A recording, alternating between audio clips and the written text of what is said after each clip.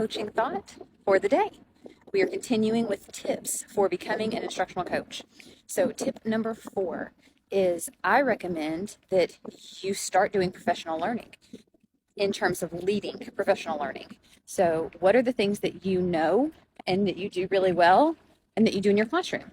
Now, oftentimes, teachers are already doing professional learning and leading that for their schools before they become an instructional coach. So, what I would challenge you to do to take it to the next level, is to um, start looking bigger than just your district. So, maybe it would be a good idea for you to look at a national conference or a regional or state level conference. That's something that you can present on things that you have done. That looks really good on a resume. That also gives you content so that whenever you become an instructional coach, then you will have something already ready to go.